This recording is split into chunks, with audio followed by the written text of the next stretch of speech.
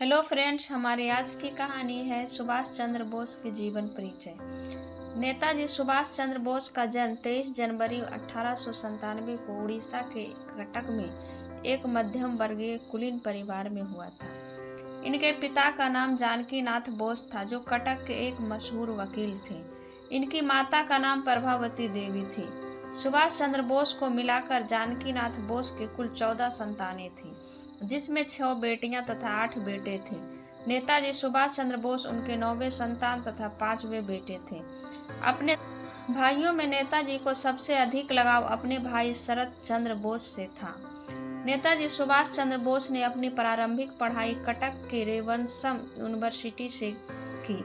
इसके पश्चात उनकी शिक्षा कोलकाता के प्रेसिडेंसी कॉलेज तथा स्कॉटिश चर्च कॉलेज से हुई। उन्होंने अपनी बीए ऑनर्स की पढ़ाई कलकत्ता यूनिवर्सिटी से की।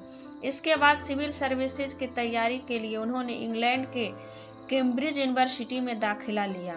नेताजी सुभाष चंद्र बोस ने सिविल सर्विस की परीक्षा में चौथा स्थान प्राप्त किया। इसके बाद में इंग्लैंड में ही सिविल सर्विस की नौकरी करने लगे। सन 1921 में भारत में अंग्रेजों के बढ़ते क्रूरता का समाचार पाते ही उन्होंने अपनी सिविल सर्विस की नौकरी छोड़ने का फैसला किया। उन्होंने अपनी सिविल सर्विसेज की नौकरी से इस्तीफा दिया और शीघ्र भारत लौट आए। भारत लौटने के बाद नेताजी भारतीय राष्ट्रीय कांग्रेस के साथ जुड़ गए और दिसंबर 1927 में नेताजी ने कांग्रेस के महासचिव का पदभार संभाला। सक्रिय राजनीति में आने से पहले नेताजी सुभाष चंद्र बोस ने संपूर्ण विश्व का भ्रमण किया। इस बीच सन 1933 से 1936 तक वे यूरोप में रहे।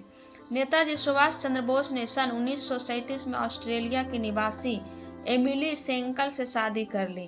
29 नवंबर 1942 को एमिली सेंकल ने एक लड़की को जन्म दिया, जिसका नाम उन्होंने अनीता बोस रखा और जो वर्तमान में जर्मनी में रहती है। सन 1938 में नेताजी सुभाष चंद्र बोस को कांग्रेस का राष्ट्रीय अध्यक्ष चुना गया।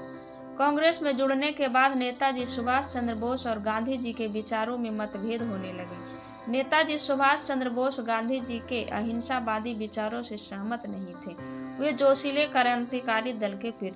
नेताजी सुभाष चंद्र बोस जल्द से जल्द पराधीन भारत को स्वतंत्र भारत के रूप में देखना चाहते थे, परंतु गांधी जी और उनके विचारों में मेल न होने के कारण उन्होंने 16 मार्च 1939 को कांग्रेस के अध्यक्ष पद से इस्तीफा दे दिया।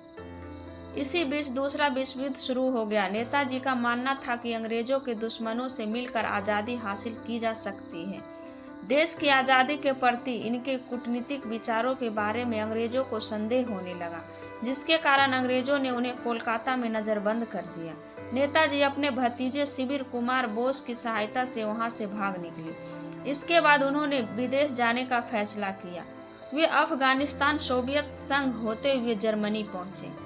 नेताजी का मानना था कि भारत की स्वतंत्रता के लिए उनके राजनीति के साथ ही जो उन्हें कूटनीतिक एवं सैन्य सहयोग की भी आवश्यकता होगी। द्वितीय विश्व युद्ध के दौरान ही वे हिटलर से मिले। उन्होंने भारत को ब्रिटिश हुकूमत से मुक्त करवाने के लिए महत्वपूर्ण भूमिका निभाई। सन 1943 में वे जर्मनी छोड़ जापान पहुंचे और जापान से वे सिंगापुर पहुंचे, जहां उन्होंने कैप्टन मोहन सिंह द्वारा स्थापित आजाद हिंद फौज की कमान अपने हाथों में ली। उन्होंने आजाद हिंद फौज का पुनर्गठन किया। नेताजी ने महिलाओं के लिए झांसी रानी रेजिमेंट का गठन किया, जिसकी कप्तान उन्होंने लक्ष्मी सहगल को बनाया। नेताजी ने सशक्त क्रांति द्वारा देश को स्वतंत्र कराने के उद्देश्य से 31 अक्टूबर 1943 को आजाद हिंद का गठन किया, जिसके झंडे का चिन्ह दहाड़ते बाघ का चित्र था।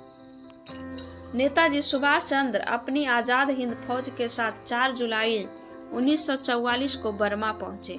यहीं पर उन्होंने अपना प्रसिद्ध नारा "तुम मुझे खून दो, मैं तुम्हें आज़ादी दूंगा" का नारा दिया। इस नारे के बाद देश के कोने कोने से लोग उनके स्वतंत्रता संग्राम से जुड़ने लगे। कहा जाता है कि 18 अगस्त 1945 को टोक्यो जाते समय नेताजी सुभाष चंद्र बोस का हवाई दुर्घटना में निधन हो गया, परंतु उनका शव नहीं मिल पाया, जिसके कारण उनकी मृत्यु पर आज भी विवाद बना हुआ है। कुछ लोगों का मानना है कि आज भी नेताजी अस्थियां जापान के एक बौद्ध मंदिर में रखा हुआ है। नेताजी सुभाष चंद्र बोस ने देश के स्वतंत्रता संग्राम में अपनी अहम एवं महत्वपूर्ण भूमिका अदा की और वे आज भी भारत के प्रत्येक व्यक्ति के दिलों में जीवित हैं। नेताजी सुभाष चंद्र बोस का जन्म 23 जनवरी को हुआ था, जिसके कारण उनकी मृत्यु के बाद से प्रत्येक वर्ष 23 जनवरी को पूरे देश में उनका जन्मदिन बड़े ही धूमधाम से मनाया जाता है। इस वर्ष 23 जनवरी 2022 को नेताजी सुभाष चंद्र बोस का 124वां जन्मदिन मनाया। ये कहानी आपको अच्छी लगी हो तो वीडियो को लाइक करें और चैनल को सब्सक्राइब करें। धन्यवाद।